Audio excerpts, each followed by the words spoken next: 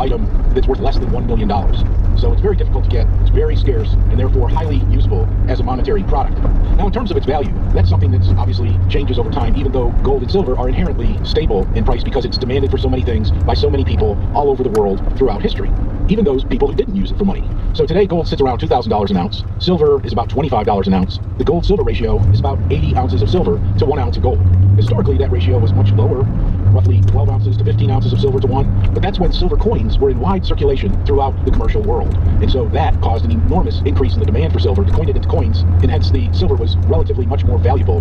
Now, since we've gone off of the gold standard, we've stopped minting silver coins, and we're on a fiat or paper system mandated by government, the gold-silver ratio has fluctuated from 50 ounces of silver to 1 ounce of gold up to a ratio of about 65 and beyond. The record historically occurred in the early days of COVID when the ratio was $125 to 1. At that point, the fiat monetary systems of the world were at risk, and the industrial demand for silver evaporated, and so it set that record above 120 to 1. Now, of course, there's a lot of other ways that people can own and possess gold and silver. There's paper gold, where you can buy gold or silver like a stock certificate. You can buy gold mining and silver mining stocks. You can even buy those stocks in terms of ETFs and mutual funds. And people even own jewelry, silverware, etc.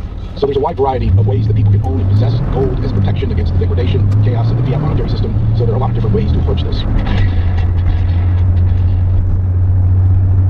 When I got the question if I wanted to come and talk on the topic of how to think about the economy, it's not a bad idea. I have a few things to say about that. Then I learned that you get a copy of the book when you enter the door. I really have nothing more to add. So I'll just stand here. Seriously though, there's a lot that we can talk about on how to understand the economy. And taking an economics course is probably not the right thing to do. So let me first just distinguish between the actual economy and how a lot of people view the economy. And you can see there's a thumb up and a thumb down, just as a hint of where to stand on this issue. Okay, so one side is talking about the world is a scarce place, where we don't have all the resources we need, and we don't have all our wants satisfied already, and so forth. We need to engage in production and exchange. And then we have the other side, the other view, which is strangely common, where, if I can see this, where they envision or see the world as a world of abundance or post-scarcity. You might have heard that. Where there's really enough for everyone already. The problem, though, is that some people have taken more. I don't know why they would take more since there was already enough for them, but that's another matter. So there are problems in the world, there's exploitation, and there's power, and that's why the economy sees all this inequality and things like that. So in a sense, this is really the world of the view of the world, where the world is a magical money tree. There's just money and stuff growing all over the place, and you can just get it. Whatever you want, you can just get it automatically. Okay? Well, if it is really a world, or the economy is really a magical money tree where you can get anything you want at any time, there's really no problem, right? Nothing is wrong, which means someone made it wrong. Okay? There's someone or something that caused all these problems that we see, and what we need to do is get rid of this someone. And that's the analysis, right? We start out in a beautiful place, and then some corrupt dude, and here it's this guy, the evil capitalist, destroyed everything, and I hear that I am a lackey of his. I have never met him, but I'm still a lackey of his. Okay, so this is the other side of the story, right? If you look at the actual data, you might see in this graph, which really runs only from 1820. You see the green are the people who are not poor, red are the people who are poor. As you can see, something happened over the past couple hundred years. Something enormous. It was not due to completely free markets, which they didn't exist, but it was due to an economy actually working and producing stuff and creating prosperity for all of us. Now, if you look at this, and there's some lines just to show you, 1820, 10% of the world population were non-poor. I mean, we're not talking poor as in only making $7.50 an hour. We're talking poor as in starving. Now, 10% of the world population are starving. It's a huge difference, right? The question is, where the heck did this come from? How can we understand the economy and the world economy really that created this enormous prosperity for people? And that's the green arrow. That's the difference in 200 years, right? And it's not because parliaments voted one way or not the other. That's not what created it, right? It's something else that created it. And that green arrow is pretty big. The problem here, though, is that it's not really just that arrow, even though it is big, but the graph is wrong. It says the number of persons. That's not true. It's really the percentage. What happened during this time? Well, this is the world population during this time. So it's not like another 80% of the population was lifted out of poverty. The world population increased by a factor of 8. 8 times as many people, and then only 10% of the people are poor. That's pretty enormous. Right? Just to give you an idea of how can we understand this, and when did we start studying this? Well, The Wealth of Nations was written and published right there in the beginning when it all started to take off. A much better book, in my view. Human Action was written later. You can see most of the population has happened, or population increase has happened after that. The question, of course, is how can we understand this? How can we figure out what the heck happened? Well, let's talk about the economy. What the heck is an economy to begin with? It's not that easy. So I've asked a lot of people, granted on Twitter, so you don't get the best responses. Do get a lot of comments. Okay, so the economy. What is the economy? There's several ways of explaining the economy, and these 4 statements are really explanations in themselves, but you can also combine them. Okay? So in one sense, it's all of us to do so, but we're really just trying to figure out how can we get the best life possible for myself, for my family, for my friends, and what have you.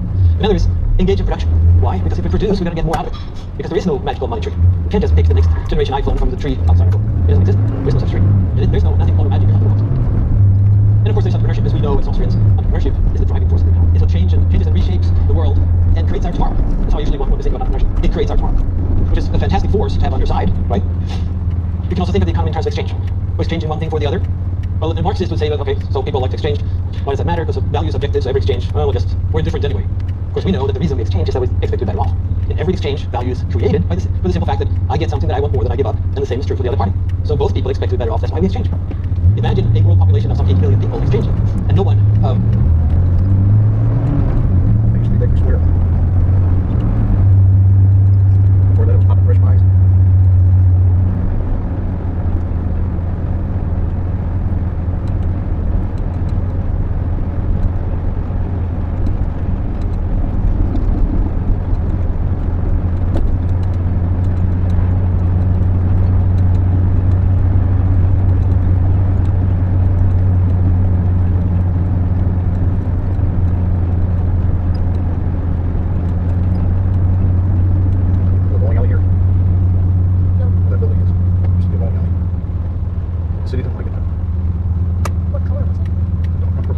Trying to hinder them in doing that.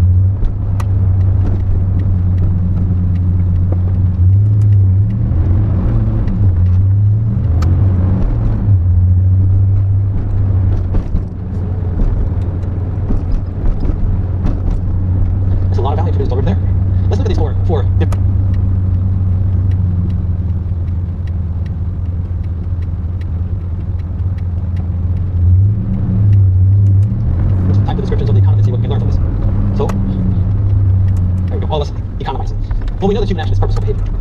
Mises teaches us this, right? All Austrians teach us this. We also have to choose, do we want to attain all of our ends right now, or some of them tomorrow, or maybe 10 years from now? So, those of you who have kids, you probably plan a little longer into the future than next week. You might have a college savings fund or something like that. Right? This, across generations even. You're thinking of satisfying your wants and attaining your ends. Okay? So, what we do then every day and all the time is to rank these ends and the means and try to get as much value as possible out of it.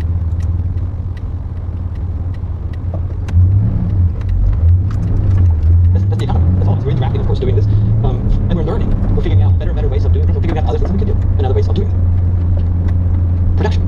What is production? Well, the first thing that might seem a little weird, production takes time. And then even weirder, namely that production precedes consumption. Now, if you ask a Keynesian, this is mind-boggling. They don't get it. And I've asked plenty of Keynesians, what do you mean production precedes consumption?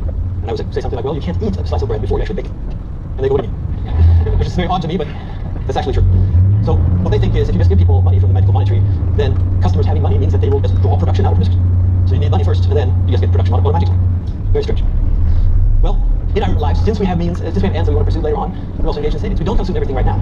So we save. What does saving mean? Saving means that we invest in capital. This is the value that we have on hand that we invest in order to produce something in the future. Maybe engage in longer production processes so that we can produce more output for the same inputs. It means we have to wait a little bit, but it still might be worth it. We have this trade-off over time. Of course, if we produce for others, well, that means that we can specialize. We can produce doing something that we're really good at, whether or not we like or want what we produce. But we're really good at it. We can develop those skills, and we can trade with others. And therefore, we can gain a whole lot. So maybe I can produce something that you want a lot. I don't care very much, but I'm good at it. Maybe I like doing it. Who knows? And then I can get a whole lot of purchasing power in return. Because there's entrepreneurship, which is my favorite topic. As an entrepreneurship professor, I sort of want you to not understand entrepreneurship a whole lot, so you can take my courses, but I'll tell you anyway. Entrepreneurship is speculation. Is really starting production right now in order to offer something later that people might want. You don't know if they want it. It's impossible to know. But you have a gut feeling, or maybe you've done a lot of research. You just know, or you think you know, you hope that you know, that you're producing something that people are willing to pay for later on. What is later on? Well, it could be a week from from now, it could be a year from now, it could be 10 years from now. So a regular new type of automobile takes 5 to 10 years from starting to design to actually having it in dealership. Obviously, that is speculation, because who knows what people will want in terms of personal transportation in 2033. Well, I certainly don't, which is why I'm a professor. Okay, so entrepreneurship is also decentralized trial and error. You have all of these people who see all these opportunities, and they pursue them when they think that they might be worth pursuing. When there's something that they think is going to be very valuable to other people, so they can produce it. Okay? Now, how do they make this decision? How do they decide this? Well, they start with thinking, oh, this I think will be very valuable to me. How valuable? Well, I think that we're willing to pay this much for it, so I can get this revenue a year from now, and then based off of that decision, decide how much can I buy into this for, how much can I pay my employees without suffering loss. So you start with the value, and then you select the costs. And by doing that, competing with others, you determine the prices of these factors, proposing and determine wages for people, and so forth. Of course, entrepreneurs are also those who figure out, they're the visionaries. They think of new ways of satisfying people, new things that people might like, new ways of even new values. They think of those things too, and they bet on producing. So exchange. What is exchange for? Well, we exchange every day. We exchange our labor to get a wage. So exchange for purchasing power. This is the most common activity in the market for most people, right? To have a job. But you have the job not because you like going there. You have a job not because you enjoy working necessarily, but because you get an income. And that income means you have purchasing power to buy stuff so that others have produced. Now this also means, of course, that entrepreneurs who fail are not a burden on society, really. Because entrepreneurs who fail